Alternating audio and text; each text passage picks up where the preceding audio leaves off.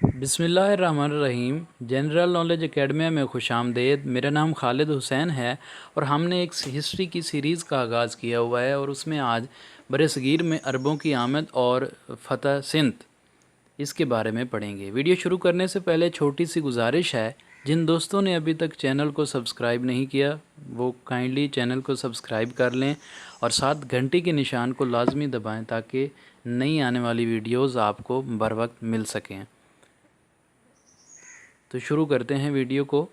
अरबों का पेशा तिजारत था, इसलिए वो दुनिया के मुख्तलिफ़ ममालिक में तिजारत की गर्ज से आते जाते रहते थे।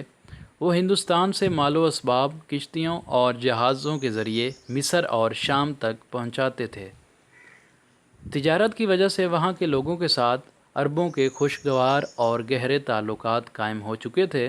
अरबों ने यहाँ के मकामी लोगों तक इस्लाम का पैगाम पहुंचाना भी शुरू कर दिया था। श्रीलंका के साहिल पर भी मुसलमान ताजर आबाद थे।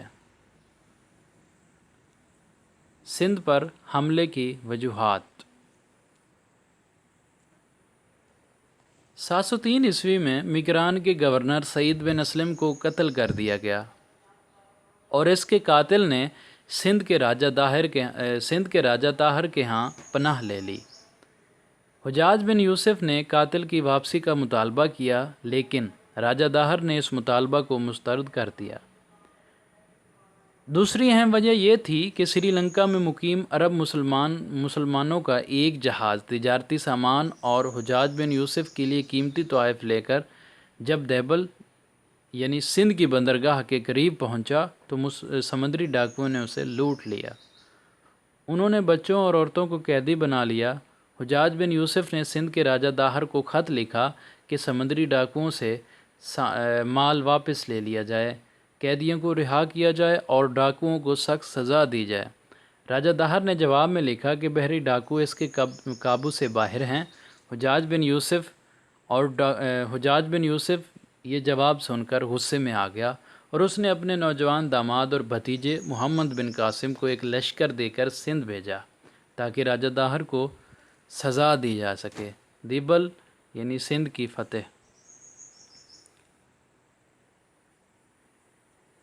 मोहम्मद बिन कासिम 712 ईस्वी में मिकरान के रास्ते दीबल पहुंचा और उसका मुहासरा कर लिया।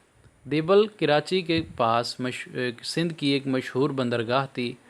हुजाज बिन यूसुफ ने मोहम्मद बिन कासिम को लिखा, राजा दाहर को दरिया महरान यानी सिंध में मत अबूर करने देना, दुश्मन का मुकाबला खुले मैदान में करना, लश्कर की तरतीब का ख्याल रखना और सिंध के सरदारों की हिमायत करना।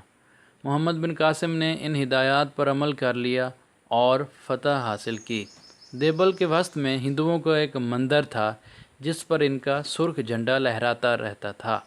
हिंदुओं का यह अकीदा था कि जब तक झंडा लहराता रहेगा उस वक्त तक उन्हें कोई नुकसान नहीं पहुंचा सकता।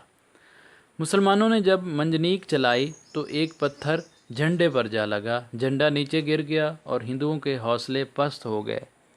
इसके बाद राजा की फ़ौज किले से बाहर आकर लड़ने लगी। मुसलमान बड़ी बहादुरी से लड़े और किले पर कब्ज़ा करके शहर फतह कर लिया। राजा दाहर मैदान जंग से फ़रार हो गया और बाद में मारा गया। मुसलमानों को बहरी डाकुओं की कैद से रिहाई मिली और इनको सख्त सज़ा दी गई। 712 ईस्वी में सिंध मुकम्मल तौर पर फ़तह हो गया। मुल्तान की फ़तह। इस दौर में मुल्तान का सूबा भी राजा दाहर की सल्तनत में शामिल था। ये शहर तिजारत का मरकज़ और मजबूत किलों में शुमार होता था। यहाँ का हुक्मरान राजा दाहर के भाई का बेटा था। जब सिंध की फ़तह के बाद मोहम्मद बिन कासिम मुल्तान पहुँचा तो उसने इस्लामी लश्कर का मुकाबला किया, लेकिन मैदान जंग से भागकर जान बचाई। मुल्तान से मोहम्मद बिन कासिम को बेशुमार मालो दौलत मिली, जिसका काफ़ी हिस्सा सिपाहियों में तकसीम कर दिया गया और बाकी हिस्सा इराक़ में हुजाज बिन यूसुफ को भेज दिया। इस फ़तह से हुजाज बिन यूसुफ बहुत खुश हुआ। मैप में भी दिखाया गया है कि मोहम्मद बिन कासिम सिंध में कैसे आए और उसके बाद मुल्तान कैसे गए, आप बखूबी देख सकते हैं। असरात की बात की जाए, राजा दाहिर की शिकस्त के बाद सिंध के लोगों ने मोहम्मद बिन कासिम को खुशामदीद कहा محمد بن قاسم نے فتح سندھ کے بعد مساوات اور عدل کا نظام رائج کیا، جس سے ہندو معاشرہ بہت متاثر ہوا۔ نچلی ذات کے ہندوؤں نے محمد بن قاسم اور اس کے ساتھیوں کے اخلاق اور رواداری سے متاثر ہو کر اسلام قبول کر لیا۔ مسلمانوں نے تعلیم دینے کے لیے مدرسے کھولے، ہندی کتابوں کے عربی میں ترجمے کیے گئے۔ فتح سندھ کے بعد بے شمار علماء، تاجر اور صنعت کار سندھ میں آباد ہو گئے۔ جنوب مشرقی ایشیا کے ساحلی علاقوں کے ساتھ عربوں کی تجارت میں بھی اضافہ ہوا۔ اب جو انٹرسٹنگ اور موسٹ امپورٹنٹ جو پوائنٹ ہے وہ اب ہم پڑھنے لگے ہیں۔ سلطان محمود غزنوی کا عہد حکومت، اور وہ ہے 997 عیسوی سے لے کر 1030 عیسوی تک۔ سلطان محمود غزنوی غزنی میں پیدا ہوا۔ وہ غزنی کے بادشاہ سبکتگین کا بیٹا تھا۔ اپنے والد کی وفات کے بعد 997 عیسوی میں 27 سال کی عمر میں تخت نشین ہوا۔ وہ بڑا بہادر اور حوصلہ مند بادشاہ تھا۔ اس نے انتظام سلطنت اور جنگی امور میں خاصی مہارت حاصل کی۔ اس نے 33 سال جنگی مہمات میں گزارے۔ اس نے ہندوستان پر 17 حملے کیے اور ہمیشہ کامیاب رہا۔ سومناتھ ہندوؤں کا مشہور اور مقدس مندر تھا۔ ہندوؤں کا عقیدہ تھا کہ سومناتھ پر حملہ کرنے والا خود تباہ و برباد ہو جائے گا۔ جب محمود غزنوی کو اس بات کا علم ہوا تو اس نے سومناتھ پر حملہ کیا اور اسے فتح کر لیا۔ اس مندر میں بے شمار دولت موجود تھی۔ دیوتاؤں کی مورتیوں پر ہیرے جواہرات اور سونے چاندی کے زیورات جڑے تھے۔ شمالی ہندوستان کے کئی راجا اس مندر کو بچانے کے لیے بڑی فوج لے کر آئے لیکن ناکام ہوئے۔ پجاریوں نے سلطان کو بڑی تعداد میں جواہرات اور مال و دولت پیش کیا تاکہ سومناتھ کے بت کو نہ توڑا جائے، مگر سلطان نے جواب دیا، میں بت شکن ہوں، بت فروش نہیں۔ سلطان محمود کے برسر اقتدار آنے کے بعد غزنوی سلطنت میں خوب وسعت ہوئی۔ اس نے ملتان، ترکستان اور وسط ایشیا کی مہمات میں فتح حاصل کی۔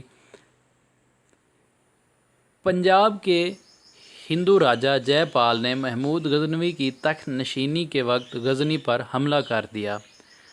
محمود اسے سزا دینا چاہتا تھا، اس لیے اس نے پنجاب پر حملہ کر دیا۔ دونوں فوجوں کے درمیان زبردست جنگ ہوئی۔ محمود نے جے پال کو عبرت ناک شکست دی۔ جے پال کے مرنے کے بعد اس کا بیٹا انند پال بہت سے ہندو راجاؤں کو ملا کر 3 لاکھ فوج لے کر محمود غزنوی کے مقابلے میں آیا لیکن شکست کھائی۔ محمود کے دور میں علم و فنون میں ترقی۔ آپ تصویر میں سومناتھ کے مندر کو دیکھ سکتے ہیں۔ سلطان محمود غزنوی علم و فنون کا قدردان تھا۔ اس نے فارسی زبان کی ترقی کے لیے قابل قدر کام کیا۔ اس نے غزنی میں بہت سے مدرسے قائم کیے اور علم و ادب کی خوب سرپرستی کی۔ اس کے دربار میں 400 سے زائد شاعر اور ادیب تھے، جن میں فردوسی اور البیرونی جیسے با کمال لوگ بھی شامل تھے۔ اس نے غزنی میں ایک عالی شان لائبریری بنائی۔ اس کے عہد میں غزنی علم و ادب کا مرکز بن گیا۔ سلطان شاندار عمارات بنوانے میں بھی دلچسپی لیتا تھا۔ اس نے غزنی میں عالی شان مسجد تعمیر کروائی، اساتذہ اور طلباء کے وظیفے مقرر کیے۔ سلطان نے ہر گاؤں اور قصبہ میں انصاف کے لیے قاضی مقرر کیے۔ پیمائش اور وزن کے پیمانوں کی نگرانی کی جاتی تھی۔ اس کے دور میں فارسی زبان کی اہمیت بڑھ گئی اور عربی صرف مذہبی زبان بن کر رہ گئی۔ اس دور میں عالم اور عظیم سائنسدان البیرونی نے کتاب الہند میں ہندوستان کے لوگوں کی طرز زندگی اور رسم و رواج پر روشنی ڈالی، اور فردوسی نے شاہ نامہ لکھ کر فارسی زبان و ادب میں ایک نئی روح پھونک دی۔ یعنی عالم اور عظیم سائنسدان البیرونی نے کتاب الہند میں ہندوستان کے لوگوں کی طرز زندگی اور ان کے رہن سہن کے بارے میں روشنی ڈالی، اور فردوسی نے شاہ نامہ لے کر فارسی زبان و ادب جو ہے اس میں ایک نئی روح پھونک دی۔ تو یہ تھا جی آج کا ہمارا لیکچر۔ امید کرتا ہوں آپ کو ویڈیو پسند آئی ہوگی، اور اگر پسند آئی ہے تو کائنڈلی ویڈیو کو لائک کریں، کمنٹ کریں، اور فیڈ بیک دیا کریں، اور مجھے آپ کے فیڈ بیک کا شدت سے انتظار رہے گا۔ انشاءاللہ نیکسٹ ویڈیو کے ساتھ دوبارہ آپ کی خدمت میں حاضر ہوں گا، تب تک کے لیے اللہ حافظ۔